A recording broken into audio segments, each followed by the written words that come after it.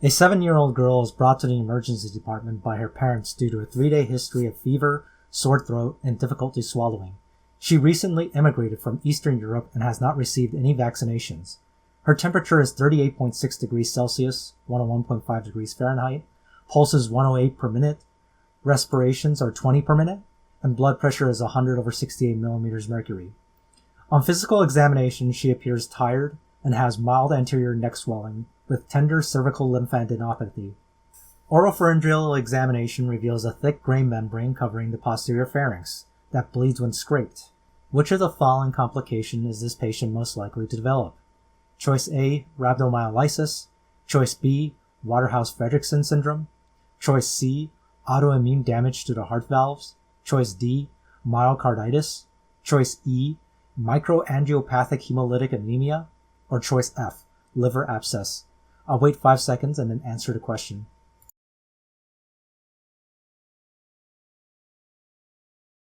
This is a very buzzy, easy diagnosis for Corynebacterium diphtheria infection. First, you have this patient with basically an unclear vaccination history. You have some kind of generic infectious symptoms like fever, sore throat, lymphadenopathy, but whenever you hear gray pseudomembrane on the pharynx, that is super buzzy for diphtheria.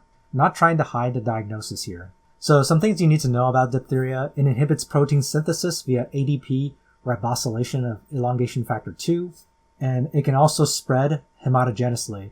And most commonly, the complication you can get from this is choice D, myocarditis. It can cause some other complications like neuropathies and, in some rare cases, renal failure, but they usually don't test on these. So with diphtheria, I would usually first think of the gray pseudomembrane, and then I would think of the heart.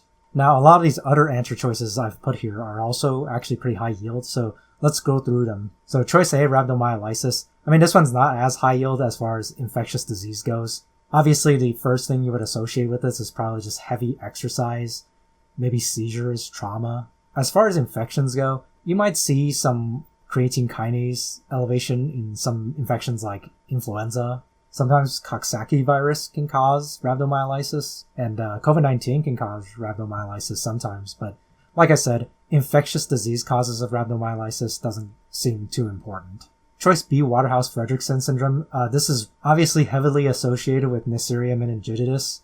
So disseminated Neisseria infection can cause adrenal hemorrhage, and of course it leads to adrenal insufficiency. Not super complicated. If there was something I would want you to take away as far as meningococcus goes, aside from obvious things like gram-negative diplococci, I would think of it as a common cause of meningitis in college-age students or kids that are in close quarters, military barracks, that sort of thing. And if you see recurrent meningococcus infections, I would be thinking of the immunodeficiency caused by terminal complement deficiency. Inability to form the MAC attack complex leads to susceptibility to meningococcus. Choice C, autoimmune damage to the heart valves. I mean, this is obviously talking about rheumatic fever caused by group A strep, aka strep pyogenes, gram-positive cocci, beta hemolytic, which means clear zone on agar, responsible for all kinds of infections, pharyngitis, skin infections, scarlet fever. Obviously, with rheumatic heart disease, you would be thinking something like strep throat, and then a couple weeks later, a kid comes in with a murmur.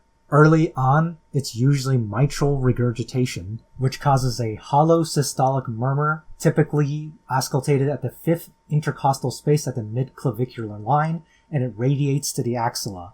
That's a classic description, but obviously on exam, you don't want to rely too much on hard memorization of these things. And then later on in life, rheumatic heart disease can cause mitral stenosis, which is a diastolic murmur following an opening snap. Obviously a whole lot we can talk about on just this one topic. But let's move on. Choice E, microangiopathic hemolytic anemia, also known as MAHA.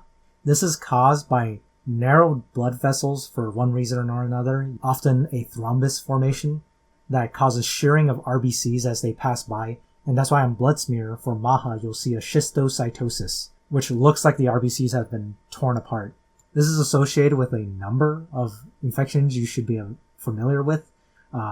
E. coli, O157H7, also known as enterohemorrhagic E. coli. It can release Shiga-like toxin, which inhibits protein synthesis. by disrupting the 28S ribosomal RNA, which is part of the 60S subunit.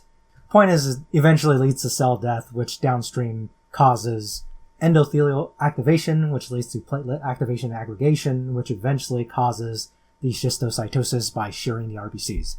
In a very similar vein, Shigella itself can cause MAHA. Obviously, TTP and DIC can also cause MAHA in a similar way, although of course those are autoimmune diseases and not infections.